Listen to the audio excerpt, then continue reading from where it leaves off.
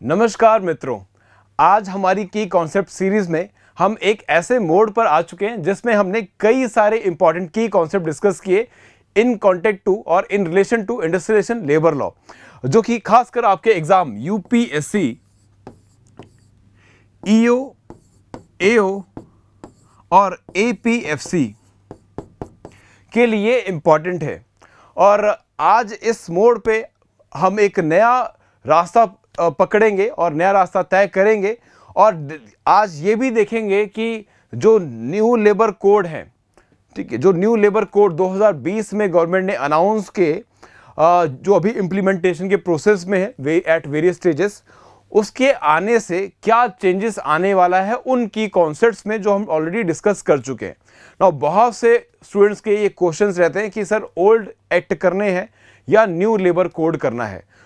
ये उनके लिए भी एक आंसर है कि ओल्ड एक्ट करने हैं, बिकॉज वो ओल्ड नहीं, एक्चुअली वो इनेक्टेड और अभी भी प्रेजेंटली इन्फोर्स्ड एक्ट्स हैं। और न्यू लेबर कोड भी करना है क्योंकि आपको पॉसिबल क्वेश्चंस यहां से भी आता है और कई सारे की कॉन्सेप्ट से क्वेश्चन आएगा। उन की कॉन्सेप्ट्स को आज मैं फोकस करूंगा। तो होता है क्या है, 2020 में गवर्नमेंट ऑफ इंडिया एक कोडिफिकेशन के टारगेट से एक लॉ लेके आती है, पार्लियामेंट से उन एक्ट्स को, कोड्स को, बिल्स को पास भी करवाती है, जिसको नाम दिया जाता है न्यू लेबर कोड। इंडिया में at the central level itself around 40 laws हैं जो लेबर लॉज के या लेबर वेलफेयर से एसोसिएटेड हैं। गवर्नमेंट हैज दिस ओपिनियन कि ये इसमें से most of the acts are colonial act, मतलब ब्रिटिश गवर्नमेंट के बनाए हुए एक्ट हैं जहां पर उनका ऑब्जेक्टिव सप्रेशन और प्रॉफिट मेकिंग रहा। लेकिन हम चाहते हैं कि हम अपने लेबर के वेलफेयर को सेंटर में रखें। ये इस सोच के साथ कोडिफिकेशन ऑफ लेबर लॉ लेके आया गया।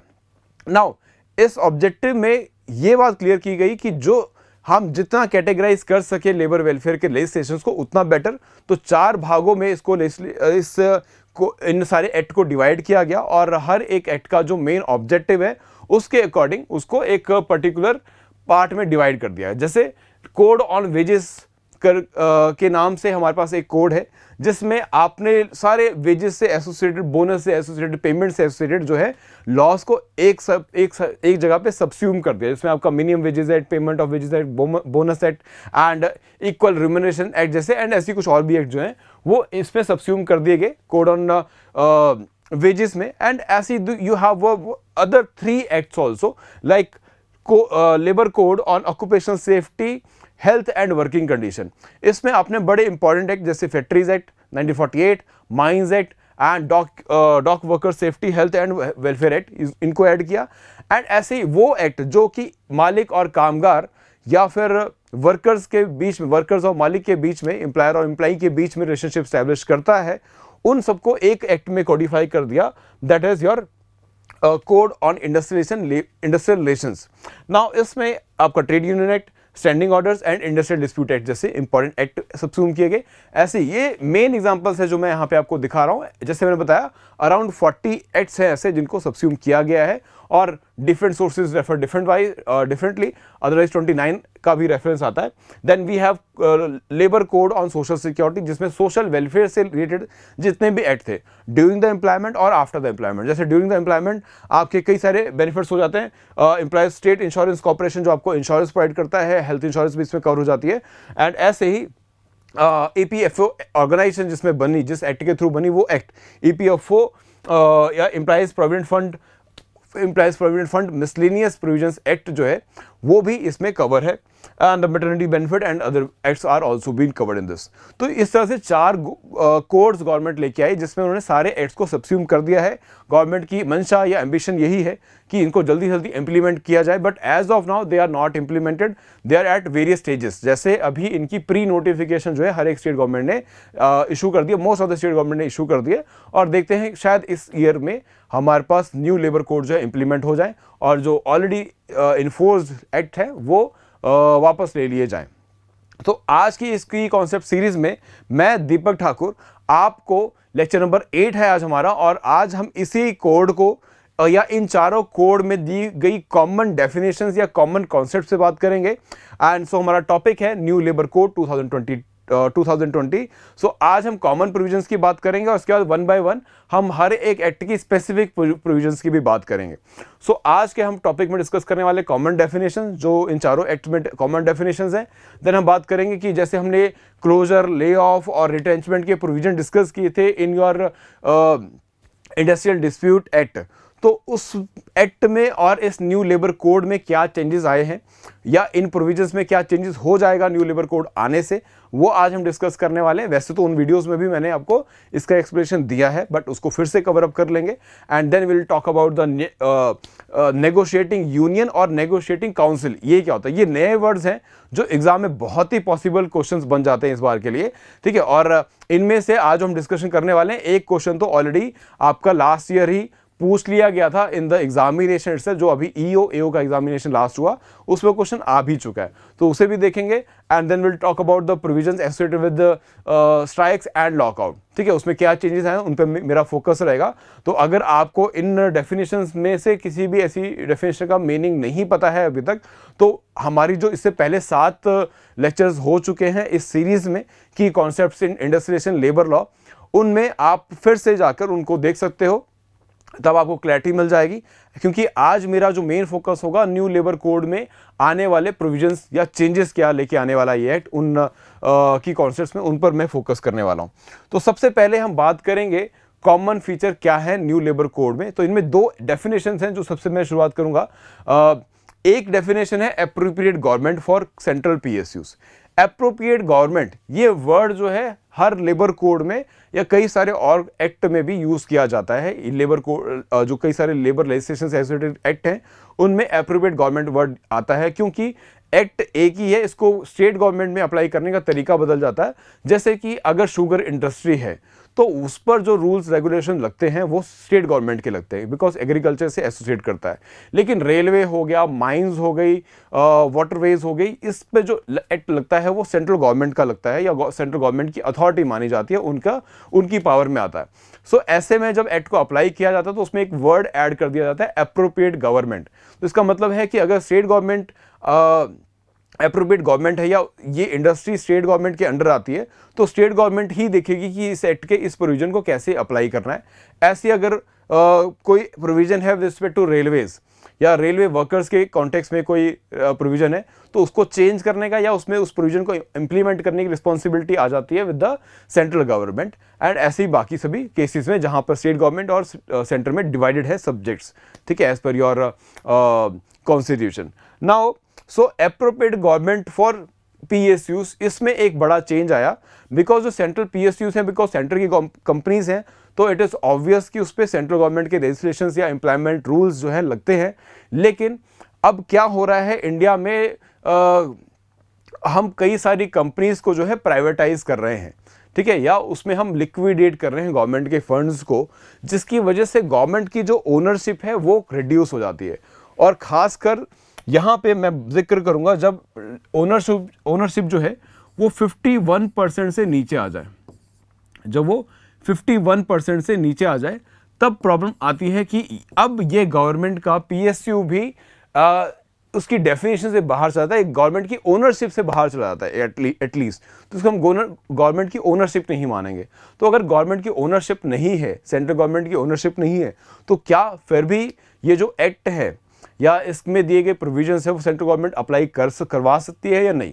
तो इसका आंसर देते हुए न्यू लेबर कोड ने बोला कि भाई इस नंबर से कोई मैटर नहीं करता, अगर वो सेंट्रल पीएसयू रहा है पहले, सो वो सेंट्रल गवर्नमेंट के रूल्स रेगुलेशन जो उस पर एप्लीकेबल होंगे एज इट इज, और न्यू लेबर कोड के प्रोविजंस भी एज इट इज अप्लाई किए जाएंगे, ठीक है जी। तो और उसमें एप्रोप्रिएट गवर्नमेंट कौन माना जाएगा? सेंट्रल गवर्नमेंट ही मानी जाएगी, चाहे अब उसका उतना स्टेक नहीं है, उसका कंट्रोल नहीं रहा उस इंडस्ट्री में, उस फैक्ट्री में, ठीक है।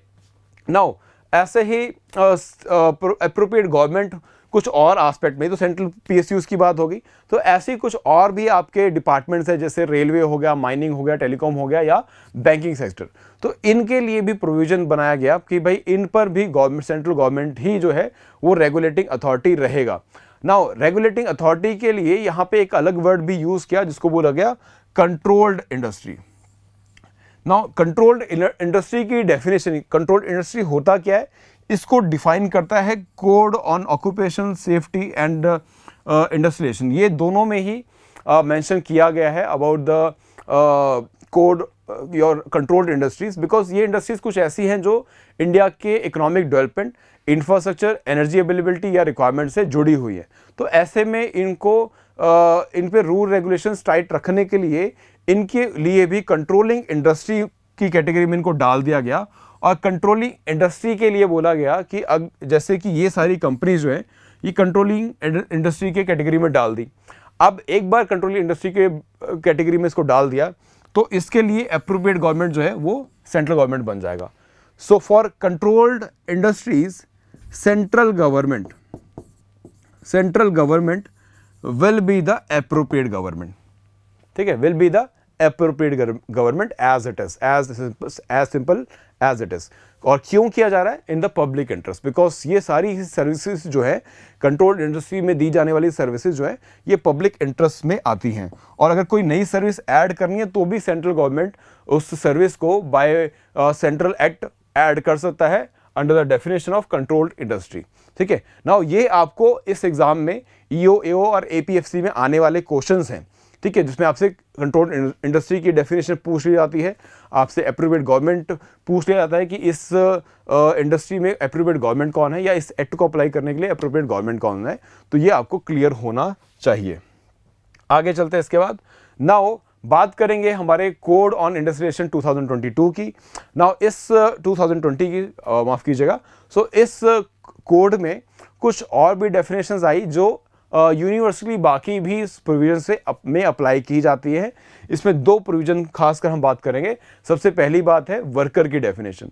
तो इस एक्ट ने वर्कर की डेफिनेशन दी है, मतलब वर्कर किन, ये सारे जो प्रोविजंस बनेंगे इन कोड में वो डायरेक्टली किन पर अप्लाई किए जाएंगे, किन की प्रोटेक्शन के लिए बनाए जा रहे हैं। देखो, जो मैनेजमेंट है वो अपने अधिकारों को की प्रोटेक्शन में खुद से सक्षम होती है, क्योंकि उनको अवेयरनेस है, लीगल प्रोटेक्शन है, उनके पास एडवोकेट्स हैं जो उनका केस लड़ सकते हैं, उनके पास फ्रेंड फिलोसफर्स हैं जो उनकी हेल्प कर देंगे। बट एक जो आम वर्कर है उसके लिए बहुत डिफिकल्ट है, बिकॉज वो तो पूरा दिन तो अपनी दिहाड़ी में लगा देता है, शाम को जाके बीवी बच्चों में, और उसके बाद अगर कुछ समय मिल पाया तो सोने में वो यूज़ करेगा, बिकॉज नींद भी पूरी करनी इन वर्कर्स के लिए मुश्किल हो जाती है। बिकॉज कई वर्कर्स देखे गए जो ओवर टाइम भी करते हैं to earn extra. Now in this context जो वर्कर्स की डेफिनेशन है या जिन वर्कर्स को ये प्रोटेक्शन दिया जाएगा उनको उसे क्लैरिफाई करने के लिए डिफाइन किया इस एक्ट ने कि जिसे भी वर्कर को हायर किया जाएगा बाय द एम्प्लॉयर, उसमें हम मैनेजरियल और एडमिनिस्ट्रेटिव स्टाफ को इंक्लूड नहीं कर रहे, बिकॉज ऑफ द रीज़न जैसे मैंने आपको बताया कि they are well aware and have good resources to take care of their grievances. But worker, आम जो छोटा वर्कर है उसके लिए प्रॉब्लम है, तो उसकी डेफिनेशन दे दी कि भाई अगर सैलरी 18,000 से कम है तो ऐसे वर्कर को हम, ऐसे एम्प्लॉय को हम वर्कर की कैटेगरी मानेंगे। और साथ ही अगर कोई सुपरवाइजिंग कैपेसिटी में भी है, ठीक है, एक तो लेबर है आपका, मैनुअल लेबर कर रहा है, वो तो क्लियर ही है कि वो वर्कर ही है, लेकिन अगर सुपरवाइजर का टाइटल भी दे दिया और उसकी जो सैलरी है वो 18,000 से कम है, तो उसे भी हम जो है वो वर्कर की डेफिनेशन मानेंगे। इनको बहुत क्लियरली समझ जाना, और कोई डाउट आए तो मैं आपको अपना मेल ID दे रहा हूँ, मुझसे मेल करके पूछ लेना। As your mentor, this is my responsibility to clear your doubts also, whether you are into our courses or not. So this is my email ID, wisdom.deepak@gmail.com. But एक बात का ध्यान रखिएगा कि ये एडमिन क्वेरी के लिए नहीं है, ये आपका स्पेसिफिकली नंबर है फॉर एकेडमिक क्वेरीज। तो इंडस्ट्रियलाइजेशन लेबर लॉ से जो भी क्वेरी हो आप मुझे दीपक ठाकुर को यहाँ पर मेल करके पूछ सकते हैं। और बाकी एडमिन क्वेरी के लिए, कोर्स परचेज करने के लिए या कोर्स की डिटेल्स के लिए आप दिए गए नंबर्स में, डिस्क्रिप्शन में नंबर दिए हुए हैं और उस वीडियो में भी नंबर है, तो उन पे आप कॉल कर सकते हैं। ठीक है, चलिए आगे आते हैं। Now so this is about the definition of a worker. इसके बाद दूसरी डेफिनेशन है हमारे पास एक्सेप्शंस की। एक्सेप्शंस में इस कोड में, कोड ऑन इंडस्ट्रियलाइजेशन में बोला गया कि अगर सेंट्रल गवर्नमेंट या अप्रोप्रिएट गवर्नमेंट, जैसे हमने डिस्कस किया, अगर वो चाहे तो पब्लिक इंटरेस्ट में किसी भी एस्टैब्लिशमेंट को इस डेफिनेशन से या इस लीगल प्रोविजन से बाहर रख सकती है, बट उसके लिए उसे प्रॉपर चैनल्स के थ्रू जो है जाना पड़ेगा। तो that is the exemption here. Now इसके बाद आते हैं क्लोजर, लेआउट और रिट्रेंचमेंट में। हम आई होप अभी तक आपको इसकी कॉन्सेप्ट सीरीज को अगर आपने अच्छे से फॉलो किया है तो ये तीनों वर्ड्स का मीनिंग आपको बहुत अच्छे से क्लियर होगा। सो मैं इसके आगे चलता हूं और आपको ये बताता हूं कि चेंजेस क्या आए हैं विद न्यू लेबर कोड, या क्या आ जाएंगे after the implementation of new labour code. So पहले जो प्रोविजन 100 वर्कर्स पे अप्लाई किया जाता था उसको 3 टाइम्स कर दिया है। तो मतलब अगर आप क्लोजर कर दो, अगर मालिक कहता है कि मैं फैक्ट्री को बंद करूंगा या मुझे बंद करने की जरूरत पड़ रही है या मुझे कुछ वर्कर्स को निकालने की जरूरत पड़ रही है फॉर टेम्परेरी बेसिस या परमानेंट बेसिस, मतलब रिट्रेंचमेंट, तो अगर मुझे करने की जरूरत पड़ रही है तो पहले आपके पास प्रोविजन था कि 100 वर्कर्स से अगर कम है तब गवर्नमेंट से परमिशन की जरूरत नहीं पड़ती थी।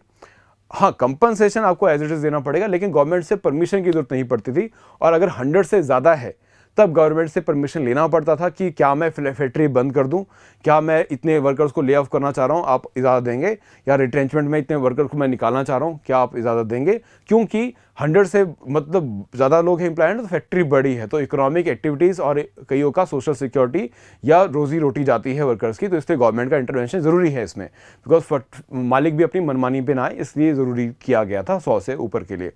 लेकिन इस नए लेबर कोड ने इस लिमिट को इंक्रीज कर दिया है और अब बोला है कि अब 100 वाली लिमिट नहीं है, अब 300 का क्राइटेरिया रहेगा। सो अगर किसी फैक्ट्री में 100, 150, 200, 250 या 280 तक भी एम्प्लॉइज हो गए तो भी आपको गवर्नमेंट से परमिशन लेने की ज़रूरत नहीं है, जो कि पहले 100 हुआ करता था। अब गवर्नमेंट से परमिशन आपको लेनी है जब 300 पार हो जाए। इस प्रोविजन को वैसे तो बहुत ज़्यादा क्रिटिसाइज किया गया है जब से ये गवर्नमेंट ने बिल पास करवाया है पार्लियामेंट से। देखते हैं फाइनल इनेक्टमेंट में क्या प्रोविजंस रहते हैं। अभी तक तो government is totally not mood कि वो उसमें कोई चेंजेस करे। So let's see, because workers are saying और ट्रेड यूनियंस आर सेइंग कि आपने उनका अधिकार जो है उनसे ले लिया, क्योंकि अब क्या है कि मालिक इतना स्ट्रांग हो गया है कि 300 से कम है वर्कर तो वो कभी भी नौकरी से निकाल सकता है by giving the compensation which we have already discuss. So this is the provision here. Now दूसरी बात बोली कि अगर अप्रोप्रिएट गवर्नमेंट इसमें कुछ चेंज करना भी चाहें तो वो चेंज करेंगे अपर साइड पे, मतलब 300 से आप लिमिट बढ़ा सकते हो, कम नहीं कर सकते। तो ओनली इंक्रीज का प्रोविजन जो है वो यहाँ पे रखा गया है कि सेंट्रल गवर्नमेंट अगर इस एक्ट में कुछ चेंजेस करना चाहे तो इंक्रीज कर सकती है, डिक्रीज नहीं कर सकती, ठीक है। बिकॉज इसका पर्पस क्या है कि एम्प्लॉयर को एक ऐसा इकोसिस्टम एनवायरनमेंट देना जहाँ पर वो टेम्प्रेरी बेसिस पर अगर वर्कर को उसको लगता है कि मुझे 1 साल 1.5 साल की ही ज़रूरत है, 6 महीने की ज़रूरत है, तो हायर करे, परमानेंट बेसिस पे हायर करे, लेकिन उनको उसके बाद उसको निकालने का डर ना हो कि अब मैं निकालने की परमिशन मुझे लेनी पड़ेगी, बहुत सारी फॉर्मेलिटीज़ हो जाएंगी, उस डर से वो ना ले और इनफॉर्मली काम कराए। तो बेटर है वो बिना डर के हायर कर ले और जब उसे लगता है कि अब ज़रूरत नहीं है, कॉन्ट्रैक्ट हो गया है या फिर जो प्रोडक्शन वो चाह रहा था अपनी फैक्ट्री में अचीव करना विद द एडेड लेबर उसने कर लिया है, तो ईजिली उनको ले ऑफ भी कर सके, ठीक है। Now this is a provision with respect to closure, layout and retrenchment. अब बात करते हैं एक बड़े बदलाव की जो ट्रेड यूनियन से जुड़ा हुआ है। हम trade union act already cover कर चुके हैं और हमने उसमें बात की थी कि भाई 10% से ज़्यादा अगर मेंबर्स आपसे साथ जुड़े हैं, मिनिमम 7 और 10% का क्राइटेरिया रखा गया था कि 7-10% से ज़्यादा या 100 से ज़्यादा आपके पास एम्प्लॉय आ जाते हैं तो आप ट्रेड यूनियन बना सकते हैं। नॉ ट्रेड यूनियन तो बना लेंगे, लेकिन इस यूनियन को अब मैनेजमेंट के साथ बार्गेन करना है या मैनेजमेंट के सामने अपनी बात रखनी है और पार्टिसिपेट करना है इन द डिसीजन मेकिंग। तो न्यू लेबर कोड ने इसमें कुछ चेंजेस किए और 2 टर्म्स लेके आया न्यू लेबर कोड। पहला टर्म है नेगोशिएटिंग यूनियन या sole negotiating union.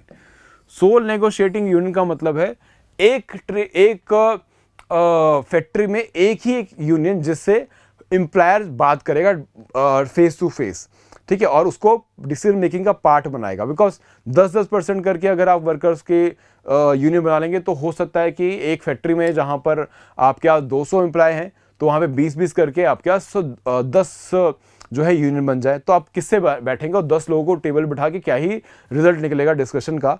So better है आपके पास एक यूनियन जो है उनका रिप्रेजेंटेटिव हो जाए।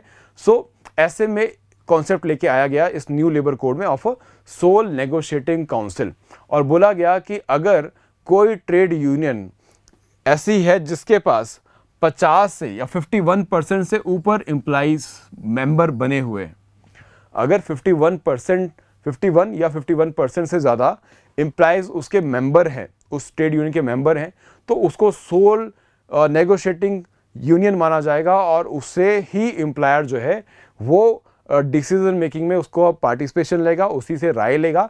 बाकी ट्रेड यूनियंस को उसे ना भी कंसिडर करे, ना भी बात करे, तब भी चलेगा, बिकॉज ये मेजॉरिटी वर्कर्स जो हैं वो इससे जुड़े हुए हैं। क्लियर हो गया? ये है सोल नेगोशिएटिंग यूनियन। लेकिन अगर बात आती है कि अगर किसी के पास 50% वर्कर्स का सपोर्ट नहीं है, जो कि होता है, आमतौर पे होता है, यही है कि कोई एक यूनियन इतने सारे मेंबर्स को उससे जुड़े हों, ऐसा नहीं होता, बिकॉज यूनियंस भी डिवाइड हो जाते हैं और कई सारी यूनियंस बन जाती हैं। तो अगर ऐसी सिचुएशन है तो इस एक्ट में प्रोविजन आया नेगोशिएटिंग काउंसिल का। तो क्या होगा कि अगर किसी भी ट्रेड यूनियन में, या कहें जिन ट्रेड यूनियन के पास 20% या इससे ज़्यादा का मेंबर सपोर्ट है, मतलब एक ट्रेड यूनियन में 20% से ज़्यादा वर्कर्स जो हैं या उसके जो मेंबर्स हैं वो वर्कर्स भी हैं, या 20 पर जो इसके मेंबरशिप है जिनके पास, उनमें से वो 20% मेंबर्स को कंट्रोल करते हैं। मतलब अगर मेरी फैक्ट्री में मान लीजिए 200 वर्कर हैं, तो इस ट्रेड यूनियन में 20%, मतलब आप इसका 20% निकालेंगे तो यू विल बी हैविंग 40। ठीक है, सो मतलब 40 मेंबर्स जो हैं वो इसके साथ होने चाहिए। और अगर 40 लोग इस ट्रेड यूनियन के साथ जुड़े हुए हैं तो ये ट्रेड यूनियन बन जाएगी पार्ट ऑफ नेगोशिएटिंग काउंसिल। तो ऐसे और भी होंगी, ऐसे कोई और भी होंगी, किसी के पास जो है ए के पास अगर 40 है तो बी के पास हो सकता है 60 वर्कर्स हो, सी के पास जो है वो 50 वर्कर्स हो। तो इन सब को मिलाकर आपकी नेगोशिएटिंग काउंसिल हो जाएगी। इसमें हम डी को नहीं डालेंगे अगर डी के पास सिर्फ 15 ही है। अगर सिर्फ 15 ही मेंबर डी के पास है तो ये नहीं चलेगा, बिकॉज 20% का क्राइटेरिया फिर पूरा नहीं हो रहा है अगर वर्कर जो है 200 हैं। तो ऐसी सिचुएशन में बात आएगी कि इन सब को, तीनों को, ए बी सी, ये बन जाएंगे आपका नेगोशिएटिंग काउंसिल, ये कहलाए जाएंगे नेगोशिएटिंग काउंसिल। ठीक है, इसकी वर्डिंग अगर मैं आपको दिखाऊं, आप बाद में भी रीड कर सकते हो, आपको टेलीग्राम चैनल पे इस पीपीटी का पीडीएफ मिल जाएगा, वहां से यू कैन रीड। ठीक है, तो this is sole negotiating council and negotiating council. ये आपके एग्जाम में आने वाले बहुत प्रोबेबल क्वेश्चन है, बिकॉज ऑब्जेक्टिव पेपर है, तो इस तरह के की कॉन्सेप्ट्स पे क्वेश्चन आ जाता है, तभी ये सारी सीरीज हम रन कर रहे हैं ताकि ऐसे की कॉन्सेप्ट्स को हम कवर अप कर सकें। नाउ इसके आगे चलते हैं। ये वही प्रोविजन है लास्ट में जो आप देख रहे हैं, ये वही प्रोविजन है जो हमने ऑलरेडी डिस्कस किया है, 10% या 100 वर्कर्स वाला। आगे बढ़ते हैं। नाउ इसको एक्सप्लेन करने के लिए, थोड़ा और इलैबोरेट करने के लिए एक फ्लो चार्ट देखेंगे। इजी फ्लो चार्ट बनाया है मैंने ताकि आपको इजीली समझ में आ जाए। नाउ इस फ्लो चार्ट में आप देखो, ट्रेड यूनियन तो बन गई दो तरह की, इसका मतलब हुआ, एक हुआ सिंगल ट्रेड यूनियन और एक हुआ multiple trade union. Single trade union मतलब जिसके पास जो नेगोशिएटिंग ट्रेड यूनियन है, मतलब 51% से ज़्यादा उसके पास वर्कर का सपोर्ट है, या उसके 51% से ज़्यादा फैक्ट्री के जो वर्कर हैं वो इस ट्रेड यूनियन के मेंबर भी हैं। So this become sole trade union और sole negotiating trade union. And इसके अलावा अगर 50% से आपका ज़्यादा है तो फिर तो आप हो गए नेगोशिएटिंग ट्रेड यूनियन। लेकिन अगर 50% से कम है तो क्या होगा कि आपका बनेगा एक काउंसिल, जिसमें वो सारे लोग जिनके भी 20% से ऊपर के वर्कर्स उनको सपोर्ट करते हैं, वो सारी ट्रेड यूनियन जो है वो काउंसिल बनाएंगी और फिर accordingly they will go for the discussion with the management. ठीक है जी, तो ये जो सिंगल ट्रेड यूनियन हो गई, यहाँ पे मल्टीपल का रोल है, जहाँ पे you have support of more than 50, so you have a sole negotiating council, and where you have less than 50% और 51%, then you have bunch of trade union जिनका 20% से ज़्यादा का वर्कर का सपोर्ट उनको मिला हुआ है एज अ मेंबर। ठीक है जी, नाउ आई होप अभी क्लियर हो गया होगा इस फ्लो चार्ट के साथ। नाउ लास्ट प्रोविजन देखेंगे इसके बाद, that is associated with the second last provision है ये, स्ट्राइक लॉकआउट के रिगार्डिंग। नाउ इसका, इस न्यू लेबर कोड का एक ऑपोजिशन भी है कि आपने स्ट्राइक और लॉकआउट को बहुत डिफिकल्ट बना दिया है। कैसे कि पहले जब स्ट्राइक की जाती थी तो आप लिमिटेशन थी कि भाई ये काइंड ऑफ, अगर आप पब्लिक यूटिलिटी सर्विस से जुड़े हुए नहीं हैं तो आप स्ट्राइक पर जाते हैं तो आपको कोई पहले से इंटीमेशन देने की रिक्वायरमेंट नहीं होती थी। लेकिन अगर आप पब्लिक यूटिलिटी सर्विस से जुड़े हुए हैं तो आपको पहले नोटिफाई करना पड़ता था। तो आपको 60 दिन का नोटिस जो है वो पहले 14 दिन पहले नोटिस देके आप स्ट्राइक पे जा सकते हैं। लेकिन फिर आपको लिमिटेशन थी कि आपको स्ट्राइक का एक विंडो है उस विंडो में स्ट्राइक हो जानी चाहिए। वो विंडो मैंने आपको बताया था जब हमने डिस्कस किया था about the trade union act की की कॉन्सेप्ट को। मुझे इस वीडियो के डिस्क्रिप्शन में जाकर, डिस्क्रिप्शन में तो नहीं, आप ऐसा कीजिए चैट बॉक्स में जाइए या फिर कमेंट सेक्शन में जाइए और मुझे ये बताइए कि आपको जो मैंने उस वीडियो में बताया था कि वर्कर कब अप्लाई करेगा फॉर, अगर ट्रेड यूनियन कब अप्लाई करेगी अगर वो जा रही है, अगर ट्रेड यूनियन को जाना है फॉर ट्रेड यूनियन अगर स्ट्राइक पर जाना चाहती है तो स्ट्राइक पर जाने के लिए उसको कितने दिन का नोटिस देना पड़ेगा, कितने दिन पहले नोटिस देना पड़ेगा कि वो स्ट्राइक पे जा सके, और कितने दिन के भीतर, द ड्यूरेशन, कितने दिन के भीतर उनको ये स्ट्राइक कर लेनी है। तो ये मुझे आप बताएंगे इन द चैट बॉक्स। वैसे तो इस वीडियो में भी आपको आंसर मिल जाना चाहिए, एक हिंट मिल जाएगा, बट आप मुझे इलेबरेट करेंगे देर, ठीक है। अच्छा, आगे आते हैं। सो अब इस एक्ट ने इसको जनरलाइज कर दिया। जो पहले डिफरेंशिएशन था कि अगर आप पब्लिक यूटिलिटी सर्विस से जुड़े हुए नहीं है, कि बिजली पानी जैसी सुविधाओं से जुड़ा हुआ आपका ऑफिस डिपार्टमेंट नहीं है, तो आप क्या है कि बिना नोटिस के भी स्ट्राइक पर जा सकते थे। बट अगर पब्लिक यूटिलिटी सर्विस से जुड़े हुए हैं तो आपको परमिशन की जरूरत पड़ती थी, ठीक है, या इंटीमेट करने की जरूरत पड़ती थी before going on strike. But अब इसको जनरलाइज कर दिया है और इस एक्ट में बोला है गया है कि आपको 14 दिन पहले जो है, स्ट्राइक के 14 दिन पहले आपको इन्फॉर्म नोटिस देना पड़ेगा if you are planning to go on strike. और दूसरी बात, मैक्सिमम जो पीरियड है आपको 60 डेज का दिया गया कि 60 डेज के अंदर अंदर आपको जो है स्ट्राइक आपको अपनी कंडक्ट करनी पड़ेगी जब आप नोटिस देंगे उसके बाद से। ओके, नाउ इसमें दो कंडीशन और ऐड की गई कि भाई अगर काउंसिलेशन का प्रोसेस चल रहा है, काउंसिलेशन मतलब ये इंडस्ट्रियल डिस्प्यूट एक्ट का एक प्रोविजन है, एक आइडिया है, जहां पर आप फर्स्ट लाइन ऑफ अप्रोच जो है वो आपकी रहती है कि आप अपने काउंसलिंग प्रोसीडिंग में चले जाएं, काउंसिलिएशन ऑफिसर के पास चले जाइए, जो भी डिस्प्यूट है वो ट्रेड यूनियन वहाँ पे रख दे, और जो काउंसिलिएशन ऑफिसर है वो जाके मैनेजमेंट से बात कर ले, बिकॉज मैनेजमेंट सीधा नहीं सुन रहा तो आप गवर्नमेंट के थ्रू जाके उसको अपनी बात रखवा सकते हैं, ठीक है। तो जब ये प्रोसेस चल रहा है तब भी आप स्ट्राइक पे नहीं जाएंगे। तो जो भी आपकी डिमांड है वो अगर आपने ऑलरेडी काउंसिलिएशन प्रोसेस में डाल दी है तो उस सेम डिमांड के लिए आप स्ट्राइक नहीं कर सकते, ठीक है, जब तक ये प्रोसेस चल रहा है, और इसकी जजमेंट आने के 7 दिन बाद भी आप नहीं जा सकते। ऐसे ही इंडस्ट्रियल ट्रिब्यूनल्स के लिए भी है, वहाँ पे बस 7 दिन की जगह 60 डेज का आइडिया रखा गया, बिकॉज इंडस्ट्रियल ट्रिब्यूनल के बाद आप जो है हाई कोर्ट का रास्ता भी आपके पास रहता है, इस करके 60 डेज का विंडो रखा है, तब तक आप अपील कर सकते हैं हाई कोर्ट में।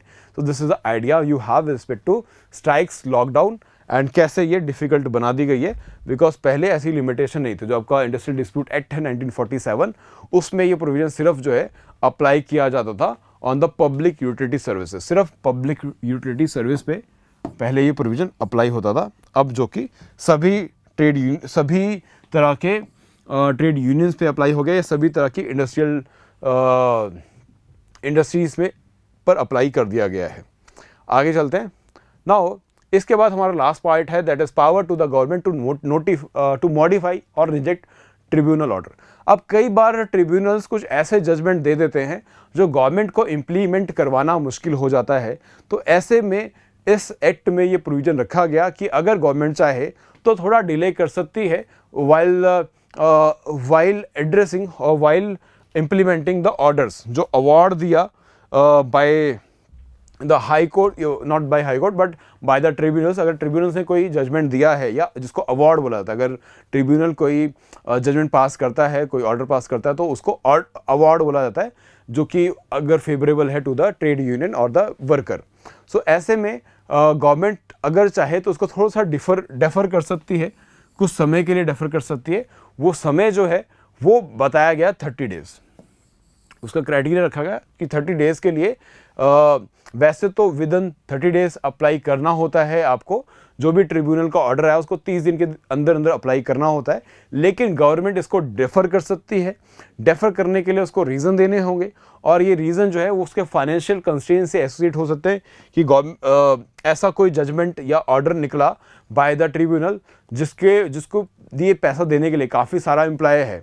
अब आपने बोल दिया कि भाई हर एक को 10-10 लाख रुपए का कंपनसेशन बनता है, some situation we are taking here. तो ऐसे अगर 1000 वर्कर्स हैं तो भाई ये नंबर बहुत ज़्यादा हो जाएगा, करोड़ में चला जाएगा। और हो सकता है गवर्नमेंट के उस पर्टिकुलर डिपार्टमेंट के पास इतना पैसा ना हो समय पर देने के लिए। और ऐसी कई सारी और भी समस्याएं हो सकती हैं बिकॉज ऑफ वेरियस रीज़न। तो उन सर्कमस्टांसेस, जैसे कि इसमें हाईलाइट किया गया कि ऐसे सर्कमस्टांसेस में सेंट्रल गवर्नमेंट या स्टेट गवर्नमेंट जो है वो डेफर कर सकती है implementation by giving reason. But अगर ये नेशनल ट्रिब्यूनल का है एंड अगर ये नेशनल ट्रिब्यूनल के लेवल पर है तभी डेफर किया जा सकता है। लेकिन अगर हाई कोर्ट वगैरह ने ऐसा कोई जजमेंट दिया है फिर आप ये नहीं कर पाएंगे। That will depend upon the judgement of the high court then. ठीक है, ओके, आगे चलते हैं इसके बाद। तो ये थे आपके सारे की कॉन्सेप्ट्स। अभी मैंने कॉमन की कॉन्सेप्ट चूज किए हैं और फोकस किया है कोड और इंडस्ट्रियल रिलेशंस पे। अभी हमारे पास कई सारे की कॉन्सेप्ट्स हैं जो एग्जाम के लिए बहुत बहुत इंपॉर्टेंट है, जैसे कि फिक्स्ड एम्प्लॉयमेंट। एक नया टर्म आया लेबर कोड्स में, न्यू लेबर कोड 2020 में, फिक्स्ड एम्प्लॉयमेंट। ये क्या होता है, इसमें क्या प्रोविजंस हैं, इसको मैं कवर अप करूंगा नेक्स्ट वीडियो में। तो अभी हम 2-3 जो सेशन आगे करने वाले हैं ये हमारे रहेंगे न्यू लेबर कोड पर ही। इसके बाद मैं नेक्स्ट एस्पेक्ट पे आ जाऊंगा तो हमारा लेबर कोड या लेबर लॉ वाला एस्पेक्ट कवर हो जाएगा। सोशल सिक्योरिटी वाले डायमेंशन पे चलेंगे और सोशल सिक्योरिटी के एक्ट देखेंगे और उसके बाद हम बात करेंगे न्यू लेबर कोड, उसमें क्या चेंजेस लेके आ रहा है। इस तरह से हमारा रिवीजन भी हो जाता है। ठीक है, तो will talk about in this way now. अब ये सारे की कॉन्सेप्ट्स मुझे पता है आप लोगों को बहुत क्लैरिटी मिल रही होगी। मैं चाहता हूँ ऐसे हो मिले, इसीलिए मेल आईडी भी दिया। अगर कोई डाउट रह जाए तो मुझे आप वहाँ पूछ सकते हैं। अगर आपका लगता है कि आपको इंडस्ट्रियल लेबर लॉ अभी तक आपका तैयारी नहीं कर पाए और ठीक से नहीं हो रही है, तो हमारे पास आपका इस प्रॉब्लम के लिए एक बहुत अच्छा सोल्यूशन है। That is a separate course for industrial labour law and social security. इसको आप इनरोल कर सकते हो। इस वीडियो के लिंक में आपको इस वीडियो के डिस्क्रिप्शन में आपको लिंक मिल जाएगा। और साथ ही साथ अगर आपकी तैयारी का लेवल अभी बहुत दूर हो आप तैयारी से, जिसमें आपका जनरल स्टडीज़ भी कवर नहीं है अभी तक, तो आप हमारा फुल कोर्स भी ले सकते हो, जिसका इस वीडियो के डिस्क्रिप्शन में आपको लिंक मिल जाएगा। और अगर आप कुछ क्लैरिटी चाहते हो about the courses, about the fees, about the schedule and all, तो for that purpose you can call us also. ठीक है, आप हमें कॉल कर सकते हो। सो इसी के साथ इस वीडियो का अंत करते हैं। My name is Deepak Thakur and I will be your mentor for industrial labour law. Thank you so much.